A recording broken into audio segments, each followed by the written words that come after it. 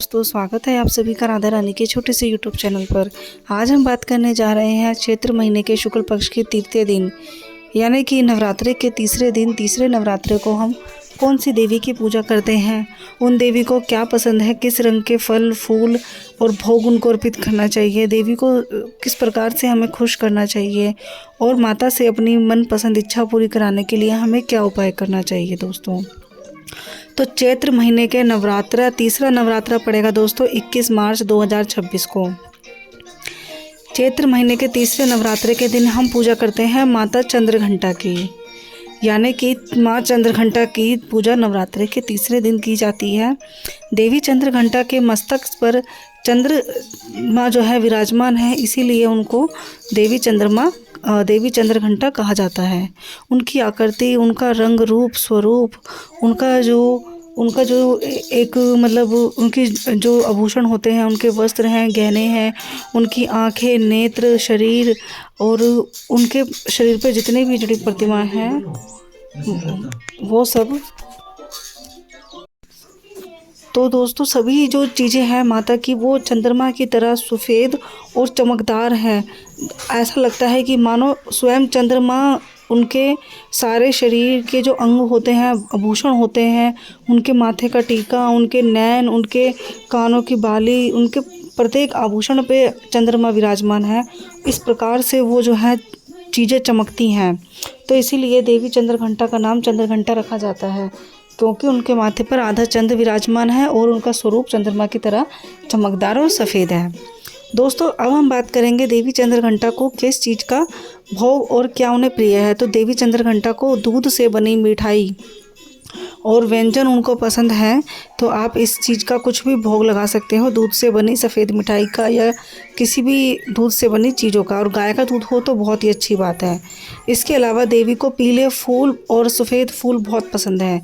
देवी को भूरा रंग और सफ़ेद रंग बहुत प्रिय है। पीला रंग भी आप इस्तेमाल कर सकते हो, भूरा या पीला रंग दोनों में से कोई सा भी रंग हो तो आप कल की पूजा में देवी को प्रसन्न करने के लिए कोई सा भी रंग इनमें से पहन सकते हो।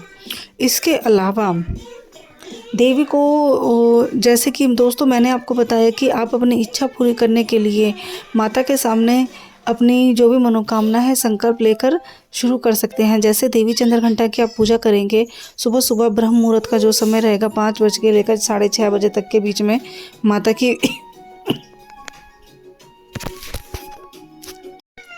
की पूजा का समय है, तो आप उससे पहले ही नहा धोकर स्नान आदि करके फ्री हो जाइएगा।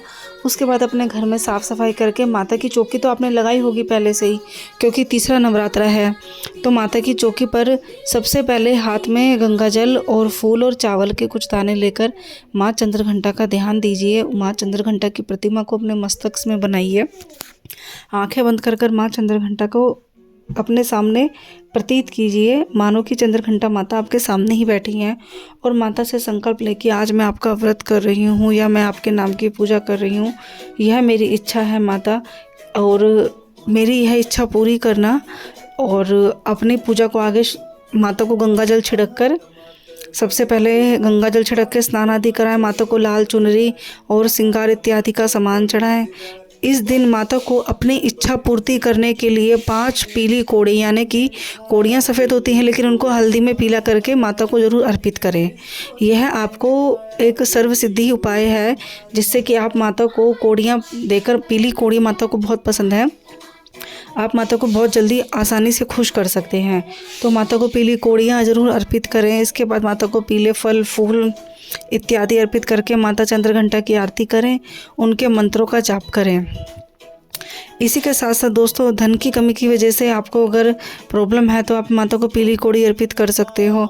इसके अलावा यह पीली कोड़ियों का उपाय, जैसे कि जिन लोगों के ऊपर जीवन में मंगल का कोई दोष लगा हुआ है तो वो लोग भी माता चंद्रघंटा की पूजा करके अपने जीवन में लगे मंगल दोष के प्रभाव को कम कर सकते हैं। दोस्तों इसके बाद माता की आरती उतारें, माता के मंत्रों का जाप करें, ध्यानपूर्वक माता की कथा सुने।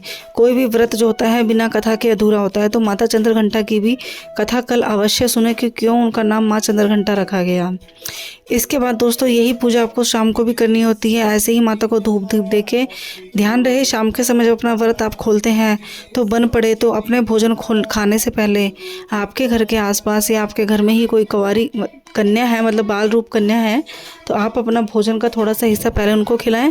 ऐसा माना जाता है कि कन्याओं के रूप में देवी विराजमान होती है वास्तव में, तो माता को स्वयं उनका भोग प्राप्त हो जाएगा। तो माता को आप उनका भोग अर्पित करें।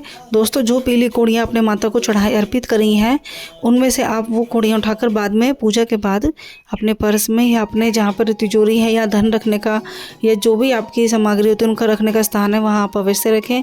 कुछ कोड़ियाँ 1-2 कोड़ियाँ अपने पर्स में भी रख ले।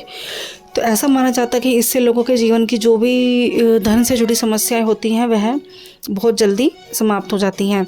देवी चंद्रघंटा का रूप वैसे तो बहुत ही विशाल आकार चमकदार है, लेकिन माता का जो उन लोगों के लिए बहुत जल्दी माता को गुस्सा आ जाता है जो लोग बुरे कर्म करते हैं, बुरे कर्मों के कारण दूसरों का दिल दुखाते हैं और दूसरों की मतलब दूसरों से घृणा करते हैं और दूसरों का मजाक उड़ाते हैं। तो माता के ये जो माता का रौद्र रूप आता है वह इन लोगों के लिए आता है जिन लोगों का मन साफ होता है और जो बिना किसी फल और इच्छा के माता की आराधना करते हैं, तो माता का आशीर्वाद सदैव ही उन पर बना रहता है। दोस्तों पीली कोड़ी का उपाय ये था, कल के दिन माता को पीला सिक्का भी अर्पित कर सकते हैं, यानी कि जैसे 1 का 2 का 10 का 5 का सिक्का होता है उनके अंदर पीली हल्दी डालकर माता को ज़रूर अर्पित करें। यह आपके इसके बाद यह सिक्के को अपनी तिजोरी में या लक्ष्मी की जगह पर रखें या सदैव अपने मंदिर में रखें, तो यह आपके धन की बरकत को बढ़ाता है, आपके जीवन में धन का स्थायी रूप बना रहता है। बन पड़े तो माता चंद्रघंटा को कोई भी, जैसे आप सुहागन महिलाएं हैं तो आप देवी चंद्रघंटा को जो भी श्रृंगार बिंदी या सिंदूर या ऐसी चीज़ें ज़रूर अर्पित करें और उसके बाद वही बिंदी सिंदूर आप अपने उपयोग में लगाएं। तो इससे माता का आपके ऊपर आशीर्वाद बना रहता है और आपको हमेशा अखंड सौभाग्यवती का वर प्राप्त होता है। तो दोस्तों आशा करती हूँ मेरी जो बताई गई जानकारी और मेरी जो वीडियो है आपको समझ में आई होगी। जो भी उपाय मैंने आपको बताए हैं उपाय अवश्य कीजिएगा, जिससे कि माता का आशीर्वाद और दया दृष्टि आपके ऊपर बनी रहे। वीडियो अगर पसंद आई है तो चैनल को लाइक और सब्सक्राइब ज़रूर कीजिएगा। मिलते हैं दोस्तों अगली वीडियो में, तब तक के लिए राधे राधे।